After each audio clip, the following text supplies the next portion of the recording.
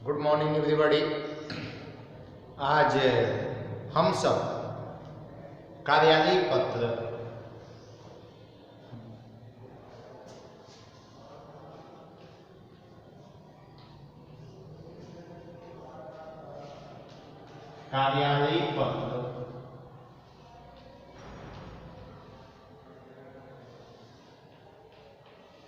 ये जो कार्यालय पत्र है इसके बारे में चर्चा करेंगे।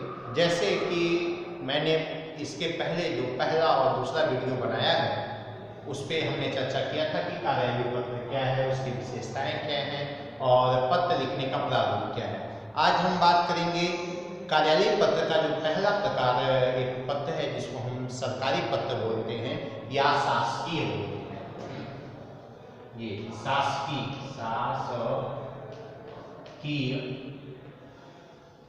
इसी को शासकीय पत्र भी बोलते हैं और हम इसको सरकारी पत्र भी बोलते हैं।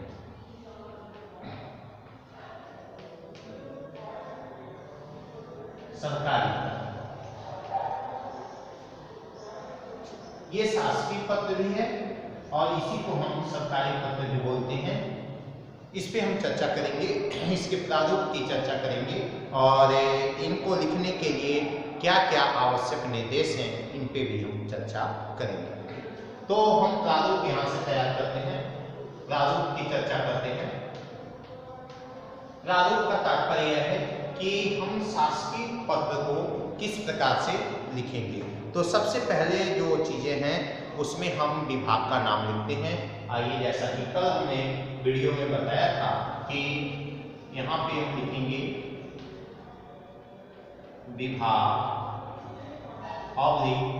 विभाग का नाम लिखना होता है या हम किसी मंत्रालय का भी नाम लिख सकते हैं। अगर मंत्रालय है तो मंत्रालय का नाम लिखेंगे।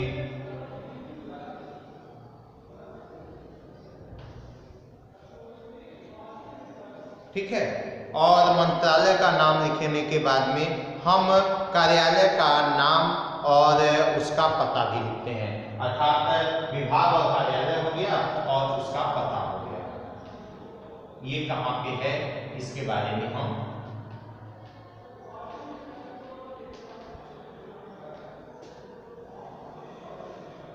आप देख सकते हैं कि प्रारूप का जो पहला भाग हमारा है, पहला इसका पार्ट है वह है विभाग, जिसको हम मंत्रालय बोलते हैं। और मंत्रालय कहाँ है, जैसे स्वास्थ्य मंत्रालय, गृह मंत्रालय या कोई विशेष विभाग है तो उसकी चर्चा हम करेंगे। और फिर उसका हम क्या देते हैं, नाम और पता। यहाँ पे हमने पता दे दिया क्योंकि नाम मंत्रालय का नाम हमने दे दिया है। नाम भी विभाग का नाम भी दे सकते हैं, अगर विभाग है तो उसका नाम भी दे दीजिए, पता भी दे दीजिए, पूरा डिटेल, ताकि वह पत्र व्यवहार का जो अस्थायी पता है वह हमें क्या हो सके, जानकारी हो सके। उसके बाद आता है दिनांक। अब हम दूसरे नंबर पे जब लिखेंगे सरकारी पत्र पे तो वह है दिनांक। दिनांक में जो भी तिथि होगी, जो भी तारीख होगी, हम उसको लिखेंगे। और दिनांक में लिखते समय इस बात का विशेष ध्यान रखेंगे कि हमें तारीख जो तिथि है उसको अंकों में, जो माह है उसको हमें हिंदी में, और जो वर्ष है उसे हमें अंकों में लिखने का प्रयास करना चाहिए। उदाहरण के लिए हम ऐसे आप ले सकते हैं। आज जैसे मान लीजिए 11 जनवरी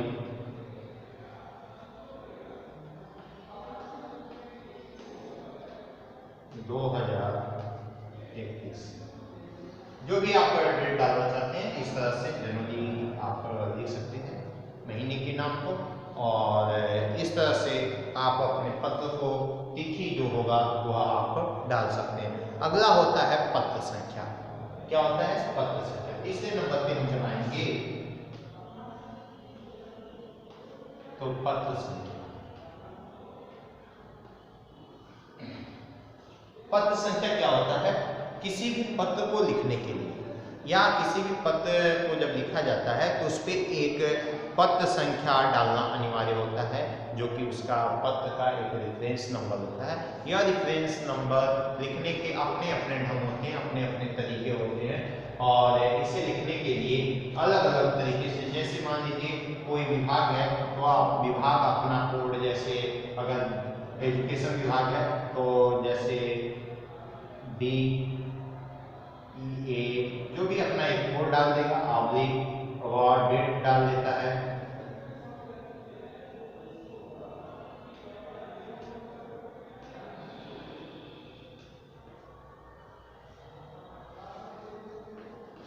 इस तरह से एक कोड होता है जिससे वह रेफरेंस नंबर के तौर पे पत्र संख्या को हम यहाँ पे इंडिकेट कर देते हैं। कोई भी चीज यहाँ पे डाला जा सकता है जो उस ऑफिस में चल रहा हो, लेकिन हमें पत्र लिखते समय हमें इस बात का ध्यान देना चाहिए, क्योंकि पत्र लिखते समय हमें इस तरह के एक कोड का निर्माण कर लेना चाहिए, और क्योंकि यह वास्तविक नहीं है, एक काल्पनिक है, हमने कल्पना किया है कि यह पत्र संख्या हमारा है। और उसके बाद जब ये हम कर लेते हैं तब आता है विषय प्रेषक का। अब प्रेषक के बारे में हम डिटेल यहाँ पे लिखेंगे। चौथा नंबर है प्रेषक। प्रेषक में क्या होगा कि प्रेषक में अब हम प्रेषक का नाम, पद और इसके साथ साथ उसका पता का भी वर्णन करते हैं। अब यहाँ पे क्रमशः इस बाएं ओर ही हम यहाँ पे लिखेंगे क्या कि प्रेषक का नाम क्या है, उसका पद किस पद पे है, और पता उसका पता क्या है। ये चीजें हम यहाँ पे लिखते हैं। सरकारी पत्र का यह प्रारूप है। जैसे प्रेषक यहाँ पे हमने प्रारूप में विभाग का नाम दिया, नाम पता उसका दिया, दिनांक दे दिया, पत्र संख्या दे दिया। अब प्रेषक में नाम, पद और पता का पूरा डिटेल हम भरते हैं। उसके बाद अब हमारा पत्र शुरू होता है। क्योंकि नीचे जगह नहीं है इसलिए हम इधर थोड़ा सा उसको लिखने का प्रयास करेंगे, लेकिन यह ठीक उसके नीचे से ही शुरू होगा। अर्थात जो यहाँ पता जहाँ पे हमने लिखा है इसी बिंदु से हम उसको शुरू करेंगे। तो यहाँ पे हम आप देख सकते हैं, यहाँ पे हम शुरू करते हैं सेवा में। ये है, अब शुरू हुआ सेवा में। सेवा में हम लिखेंगे, उसके बाद सेवा में लिखने के बाद में हम विषय को लिखते हैं जो हमारा मूल विषय है। जैसा कि कल की वीडियो में हमने आपको बताया भी था, यह है विषय। विषय में हम किस विषय पे लिख रहे हैं या किस बिंदु पे या किस बात को लेके हमारा यह सरकारी पत्र है, उस विषय को संक्षेप में लिखने का प्रयास किया जाता है। उसके बाद हम सम्मानित भाषा के साथ मान्यवर,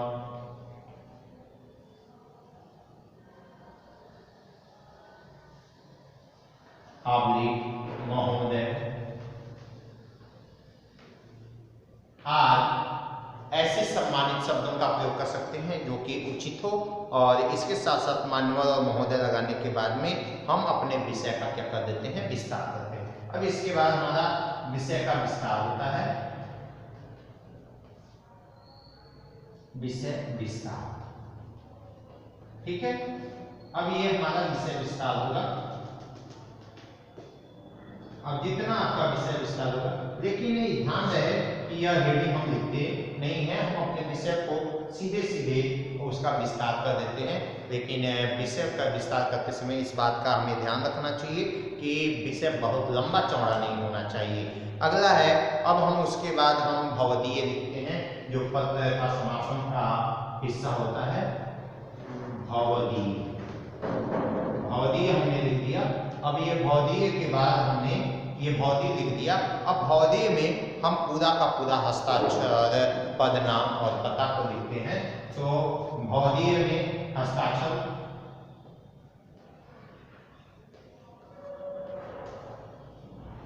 हम भवदीय में हस्ताक्षर लिख दिए। और उसके बाद हमको पद नाम लिखना होगा।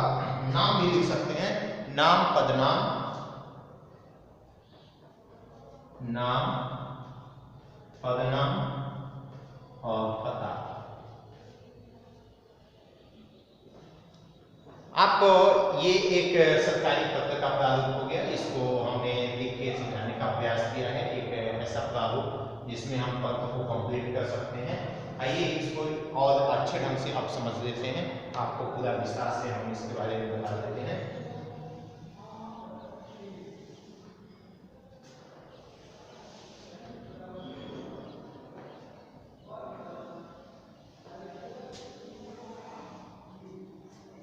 भाई देखिए, ये प्रारूप है। सबसे पहले हम जब भी सरकारी पत्र को लिखेंगे तो सरकारी पत्र को लिखते समय पहले उस विभाग या मंत्रालय का नाम देंगे, फिर नाम और पता के साथ भरेंगे, फिर दिनांक भरेंगे। और दिनांक में हमें प्रयास करना चाहिए कि 11 जनवरी 2021 है तो 11 जनवरी 2021 जनवरी को हिंदी में लिखेंगे। पत्र संख्या, अगर पत्र संख्या हमारे पास नहीं है तो हमें पत्र संख्या का निर्माण कर लेना चाहिए। और इसके साथ साथ प्रेषक में हम पद का नाम लिखेंगे, नाम क्या है, पद क्या है, किस पद पे है और उसका पता क्या है। इस चीज को हम इंडिकेट करने के बाद में ये हमारा पत्र का ऊपरी सिरा पूरा हो गया। उसके बाद हमारा पत्र शुरू होता है सेवा में, विषय में हम क्या करते हैं, जो हमारा मूल विषय होता है, जो जिस विषय वस्तु पे हमको यह पत्र लिखना होता है वह हमें 1 से 2 लाइनों में कंप्लीट कर देना चाहिए। उसके बाद माननीय महोदय लिख के विषय का विस्तार करना चाहिए। विषय के विस्तार में हमें ज़्यादा बहुत बढ़ा चढ़ा के या बहुत बड़े मात्रा में हमें अपने शब्दों को बढ़ा चढ़ा के या बहुत ज़्यादा कई पेज का हमें पत्र नहीं लिखना चाहिए। संक्षेप में प्रयास करना चाहिए कि हमारा पत्र लिख जाए। उसके बाद आता है भौतिक, यहाँ पे हस्ताक्षर, भौतिक का नाम हो जाएगा, पदनाम हो जाएगा और पता हो जाएगा। अब बात आती है कि ये पत्र, सरकारी पत्र किस उपयोग में आता है, किसके लिए होता है। वैसे तो यह जो सरकारी पत्र है इसको शासकीय पत्र भी बोलते हैं। थोड़ा अभी कार्यालयीय पत्र की या शासकीय पत्र का जो प्रारूप हमने देखा, इसको समझा। अब इसके बारे में थोड़ा समझने का प्रयास करेंगे। ये है शासकीय पत्र। शासकीय का मतलब होता है शासन, शासन पत्र। और ये है सरकारी, सरकारी मतलब वही शासकीय जो सरकार द्वारा जारी किया जाता हो। यह सामान्य व्यक्ति इसे जारी नहीं कर सकता, या तो केंद्र सरकार या तो राज्य सरकार, या ये आपस में एक सरकार दूसरे सरकार को साथ ऐसे पत्रों को क्या करते हैं, जारी करते हैं या एक दूसरे को प्रेषित करते हैं, भेजते हैं और ये अपनी बातों को एक दूसरे के साथ आदान प्रदान करते हैं। अब सरकारी जो पत्र है, आप सरकारी और शासकीय पत्र, ये एक तरह से केंद्र सरकार अपने राज्य सरकारों के साथ, राज्य सरकार अपने अन्य सरकारों के साथ, या राज्य सरकार केंद्र सरकारों के साथ जो आपसी बातें होती हैं, या इस तरह के पत्रों के माध्यम से जो आदेश या जो किसी तरह का कोई एक प्राविधान या कोई ऐसी चीजें जो एक दूसरे को बताना चाहती हैं या जानकारी देना चाहती हैं या उस पर अपना कुछ बताने या सुझाव देने का प्रयास करते हैं, तो ऐसे पत्रों के माध्यम से क्या किया जाता है, सरकारी पत्रों का उपयोग किया जाता है। सरकारी पत्रों की सबसे बड़ी जो विशेषता होती है वह यह है कि इसको जब भी लिखा जाए तो यह सर्वप्रथम मंत्रालय का नाम लिखना अनिवार्य होता है, क्योंकि यह केंद्र सरकार या राज्य सरकार के बीच का पत्र है। और ये सबसे महत्वपूर्ण होता है कि हमें कार्यालय या विभाग का नाम, जो कि किस विभाग द्वारा जारी किया जा रहा है, किसे भेजा जा रहा है, उसका नाम क्या है, पता क्या है और किस तिथि में भेजा जा रहा है, उसको हमें इंडिकेट करना सबसे ज्यादा क्या होता है, जरूरी होता है। ये एक कार्यालयीय पत्र जो है, यह कार्यालयीय पत्र का एक पहला प्रारूप है जो कि सरकारी पत्र के रूप में जाना जाता है। इसके बहुत सारे उदाहरण भी प्रयोग में लाए जा सकते हैं और उदाहरण के माध्यम से हम बहुत सारी चीजें क्या कर सकते हैं, इसका अध्ययन कर सकते हैं। एग्जाम्पल के लिए इसी के समझने का प्रयास करेंगे आपको कि आप अच्छे से समझ जाएं इसके प्रारूप को, क्या है यह शासकीय पत्र या सरकारी पत्र, कि इसमें कैसे हम इसको एक उदाहरण अगर मिल जाए तो हम शायद बेहतर ढंग से समझ सकते हैं। तो सबसे पहले मान लीजिए कोई ऐसा बात है जो गृह मंत्रालय द्वारा राज्य सरकार को कोई सूचना, जैसे मान लीजिए गृह मंत्रालय द्वारा अगर भारत सरकार की ओर से एक शिक्षा मंत्रालय को, इसको शिक्षा मंत्रालय को भारत सरकार के कर्मचारियों को हिंदी भाषा पे प्रशिक्षण के लिए अगर हेतु अगर प्रार्थना पत्र देना है, ऐसा पत्र देना है, तो उसको कैसे लिखेंगे। तो सबसे पहले यहाँ पे विभाग और मंत्रालय हमने लिखा है, विभाग और मंत्रालय, तो विभाग और मंत्रालय का नाम लिखेंगे। विभाग क्या हो जाएगा, क्योंकि केंद्र सरकार भेज रही है और केंद्र सरकार ने गृह मंत्रालय भेज रहा है, तो हम सबसे पहले लिखेंगे गृह मंत्रालय भारत सरकार। यहाँ पे क्या लिख देंगे, गृह मंत्रालय, भारत सरकार, नई दिल्ली। ठीक है, ये आपका हो गया भारत सरकार, भारत विभाग का नाम हो गया गृह मंत्रालय, पता में हो गया भारत सरकार, नई दिल्ली, नई दिल्ली उसका पता हो गया। अब आता है बात दिनांक का, तो हम दिनांक या पहले डाल सकते हैं या पत्र संख्या को पहले डाल सकते हैं, दोनों चीजें हैं। इसको ऊपर नीचे कर सकते हैं, इसमें कोई दिक्कत नहीं है। इसको यहाँ भी कर सकते हैं, इसको यहाँ भी कर सकते हैं, इसमें बहुत ज्यादा दिक्कत वाली बात नहीं है। तो दिनांक डाल दीजिए, मान लीजिए आज जो भी दिनांक हो वहाँ पे आप दिनांक जानते हैं, तिथि हमने उसका डाल दिया, हमने यहाँ पे डाला है 11 जनवरी 2021। अब बात आती है पत्र संख्या का। तो हमने आपसे कहा था कि पत्र संख्या का निर्माण हम अपने हिसाब से कर सकते हैं, क्योंकि हम तो कोई सरकारी कर्मचारी है नहीं या शासकीय कोई केंद्र सरकार में तो है नहीं, तो हम एक काल्पनिक पत्र संख्या का निर्माण हमने किया है।